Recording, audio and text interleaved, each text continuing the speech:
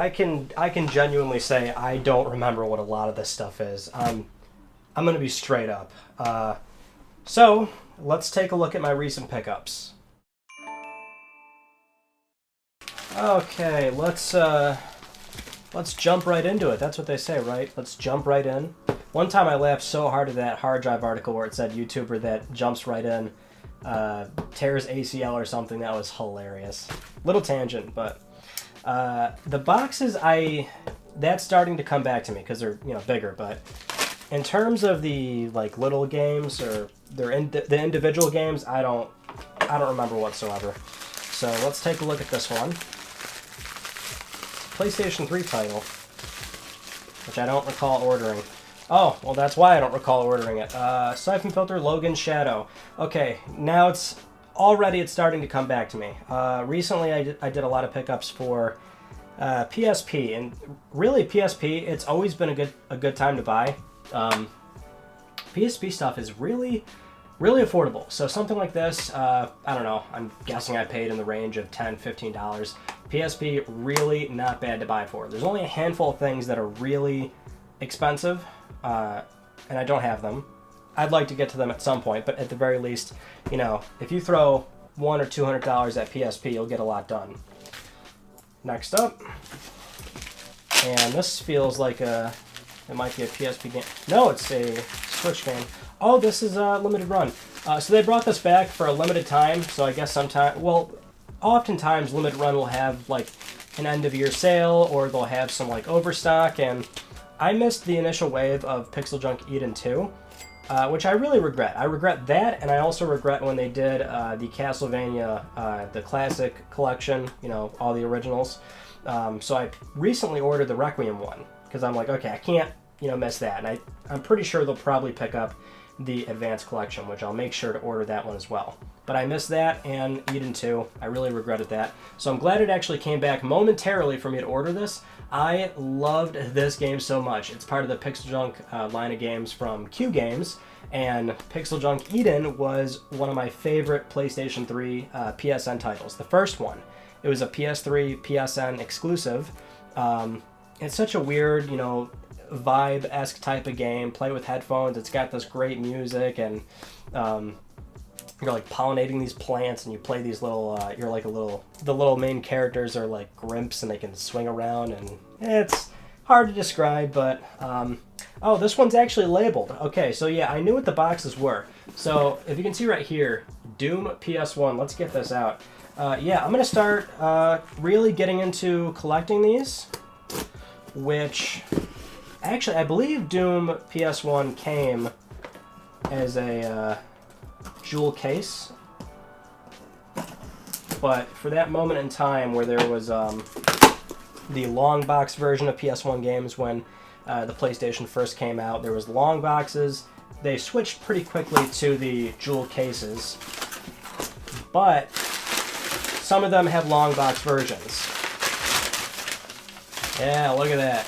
Look at that giant, somewhat ugly PS1 game. I told Terrell I was like going to start collecting these, and he's like, oh my god, that's hideous. But it's a, I don't know, I feel like it's a very important part of PlayStation history. And Doom, I think I got this pretty cheap. Because this one, like, complete in box, probably like, I don't know, 60, 70. Sure, some sellers are trying to get upwards of 100. I think I paid like $30, $40 for this.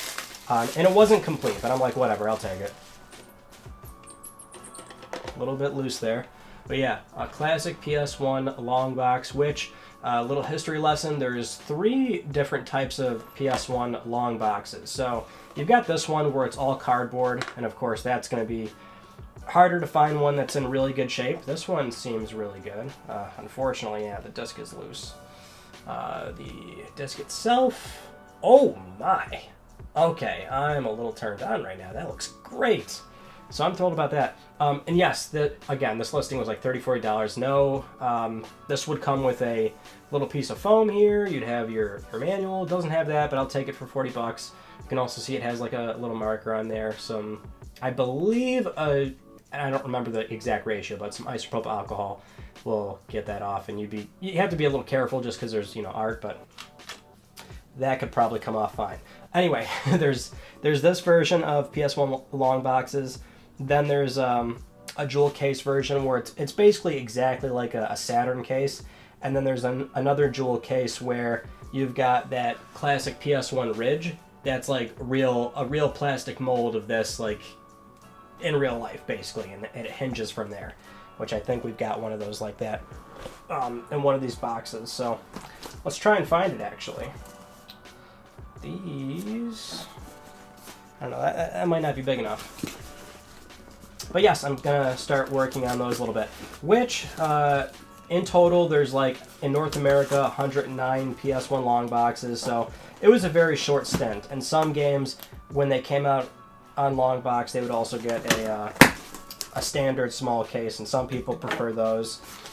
I'm fine with like picking up maybe 20, 30 long boxes and feeling satisfied. I don't want to go for like a full, complete collection of like the full 109. I really don't care that much when it comes to collecting goals. I have my own little things I want to hit. Oh, okay. These are some well-known PlayStation games. Okay. Now this came at a premium. In fact, the reason why they look so weirdly reflective is because they're actually in protectors right now. So, hard to make out, but yeah, see, it's in one of those box protectors. But yeah, Crash Bandicoot and Crash 2 complete in box, and we're talking, or complete in jewel case with the Crash 2 having that holographic, which is kind of also hard to make out on video. You can see the top camera up there. Yeah, this was like $100-something, which again is a premium, but these are immaculate example copies of the game. And these were two, well-known PlayStation games that I don't have. So for PS1, I'm really lacking on that front, and that's why you've already seen that I've got some very iconic pickups here. So Crash 1 and 2, Doom, obviously that's a big one. So this will be kind of an ongoing theme. You actually saw in, 1 or 2 episodes ago, I picked up, what was it? Grand Theft Auto, the original Grand Theft Auto. Also Crash Bash. So yeah, PS1, missing a lot of. Ooh, I am excited about this. And I ordered this one a long time ago. This is a complete, brand new, sealed 6-axis. And we're talking straight up 6-axis, no DualShock 3, no rumble support. So there was a very short period where if you bought a PS3 at launch, and those first few months after launch, your opportunity to buy a second controller was going to be a spare 6-axis. So having any of these complete is hard to find. And I told myself too, I was like, I got to stop buying DualShock 3s brand new, because I've already got like 3 or 4 of them. And I was like, okay, I'm done. I've bought enough DualShock 3s, especially because a brand new OEM one, you're looking at $100 minimum. If you see a controller on eBay and it's $20, $30 new, it's a fake out of China. Do not buy it. You can't get around it. The premium for a sealed, brand new DualShock 3 currently is around $100. So when I saw a 6-axis, I was like, well, I gotta grab that. Again, another important part of PlayStation history. You just don't see these things really come up too often. So I probably paid around $100 or something. Again, it's been a while. So let's take a look at this game. New copy of Judgment Legends. This one has a PEGI rating, so this only had a physical release in Europe, and I liked Judgment a lot. I actually really enjoyed the original PlayStation 3 release with a full-on, field of that little playmat, the cards, the camera. That was your first opportunity to buy a PlayStation I thought it was a really good original card game. Okay. Rock Band Unplugged for PSP. Actually, a good example of Judgment. So like I was saying for that, that's a game where on PSP they just give you, everything's, in-game, right? No special accessories. Same for Rock Band Unplugged. I actually played the demo for this over and over and over again because you got like 2 or 3 songs for free, or maybe just 1, I don't remember, but I played it over and over. I don't know why I never actually bought it, but no extra accessories that you need. You just play it right on the PSP, and it actually looked and played really well. So working on PSP. This might be a long box. We'll see. Oh yeah, it's iconic, all right. It's very iconic. Yes, and here's our example of the other version I was talking about for long boxes. So you've got like a real plastic, like, you know what I mean, that ridge design. The first twisted metal. I don't remember what I paid for this, but yeah, these boxes, look, you can see how that peels off a little bit, so that might need to be re-glued. So a little bit of restoration is needed for some of these really older PS1 long box games. That one again came out loose, but this disc also looks pretty good actually. And I was missing, this was the only twisted metal I'm missing on PS1. So I've got 2, 3, 4. I don't think I have a complete for, I don't have the whole franchise complete, but this is a pretty big one. So this is still missing. Actually, I don't think this had a foam insert.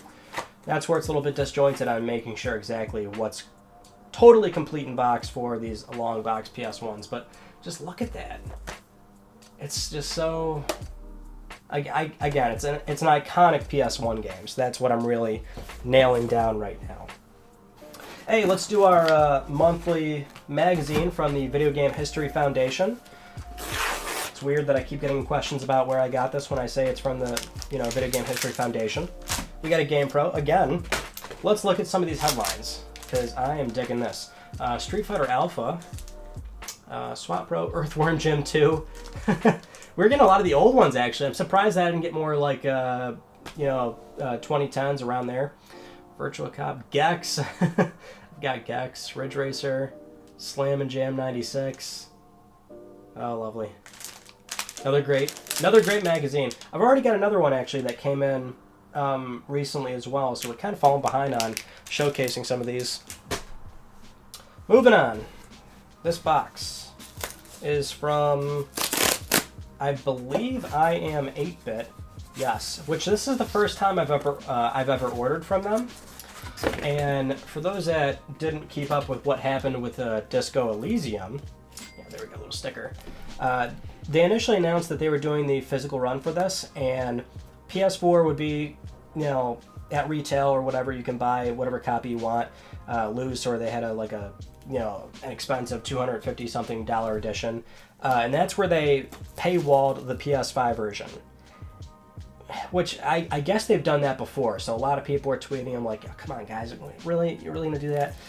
So eventually they caved and they sold Disco Elysium separately. So there we go. And I will always wait. If I know a physical release is coming, I will wait for it, just like Sifu right now, where everybody's playing that, and that's awesome. Sounds really fun. I'd like to play it. I'll wait for that disc. That's okay. I forget what is in this though. I'm gonna be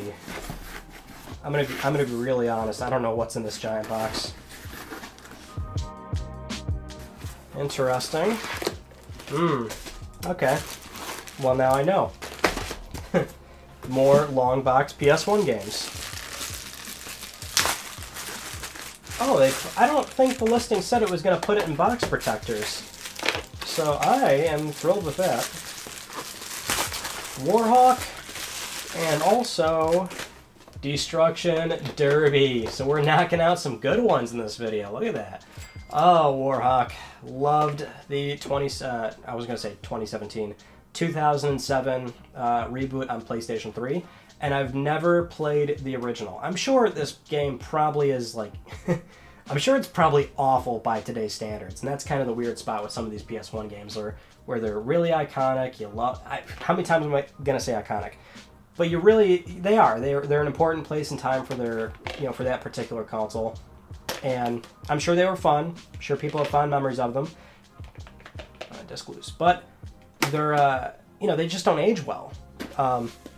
And that's why I'm not going to go too crazy with collecting for PS1. Again, I'm not somebody where I'll go for a complete North American set or anything. And no shade to people that do that, but ideally, I do like to pick up things where like, I plan on playing that or trying it out at some point. And those, same deal. I'll do it.